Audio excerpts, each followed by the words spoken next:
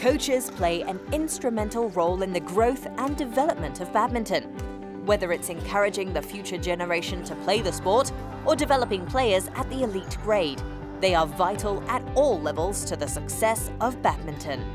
The BWF have been helping to enhance coaching capabilities through the World Coaching Conference, the latest edition of which was held in Glasgow recently during the TOTAL BWF World Championships. Historically, the first World Coaching Conference was in 1987 in Malmo, but it's been something that's been on and off. It's not been a continual process, and it's something over the last few years with all the development work we've been doing that we've wanted to bring back. And certainly this year we've focused on trying to up the level of delivery. We've got a very high level of expert coming this time, and we're really trying to put more focus back on it, to focus on the work we're doing and trying to promote the work we're doing and the research that we're doing to back up the educational process. With coaches from over 28 nations in attendance, it's the largest coaching forum which the BWF have organised to date. In Glasgow, experts from within badminton circles and beyond presented on current and future developments in badminton. I've been to many conferences over the years and they tend to be quite similar in nature. So what we've tried to do is, rather than looking purely at the badminton, and most of these coaches will know badminton, we've tried to look at some of the research that's been going on, some of the research that BWF have been funding, various projects, to try and give the coaches a broader knowledge of what's happening and give them some more underpinning science to what they're doing. The BWF are committed to developing coaches globally, and spreading the benefits of specialist knowledge has been an essential part of their efforts. As such, there was a high-quality lineup of keynote speakers covering several important aspects of the sport at the two-day coaching conference. Well, we'll try and pick a general theme. So the general theme this time was player development, but alongside supporting science that supports that aspect of the sport. So we picked the theme. We've obviously got a really good network of expert coaches. We have contact with all of the top national coaches, and we've got some of them here. We've got a good network of ex-players, and the idea is to try and get a blend. So added to that blend this time, rather than, as I say, keeping it purely badminton based, we brought in some sports scientists with some different ideas to try and make the coaches think a little bit more about what they actually do on a day-to-day basis, and maybe try and impact a little bit and give them some different ideas to try.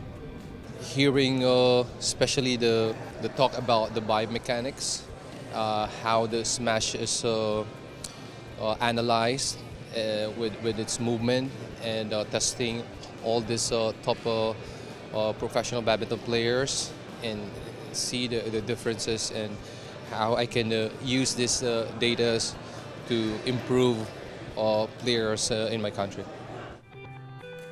While traditional methods of coaching have been tried and tested, pushing the boundaries and challenging accepted practices can only help the sport positively. And broadening their knowledge in areas such as building character, in the development of players, and the various mental aspects of the game were well received. We're seeing more and more technically good players from less developed countries, shall we say. Technically, physically, they're good. When they get into those international competitions, they don't know how to deal with it. So the mental aspect of the game is really critical, and having the character to walk onto court and deal with the situation, in a world champ, say, is really critical. So we have put quite a lot of emphasis on, in this conference on the mental side of the game. We can listen in different things to analyze our evolution and also the game from different way, and also from the technical part, tactical part, but also from the mental part, the character. We're talking about how to manage your player, understanding your player, how to develop the personality of your player. That's not approached much before. I think now they're more into this kind of thing. I think it's really good. I've heard over the last 2 days that we can't just concentrate on the physical abilities of players. We should look at developing them and their mental abilities, bringing up their self-confidence, their self-esteem.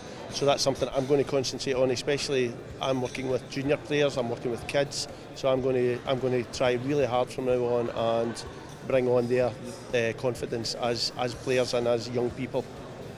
The conference also offered a platform to network with coaches from other countries. It was an excellent opportunity to exchange experiences, ideas, and share best practices. There's so many knowledgeable people that are here that are willing to give advice, sharing, and a lot of the things that are said and learned and the takeaways are from this networking.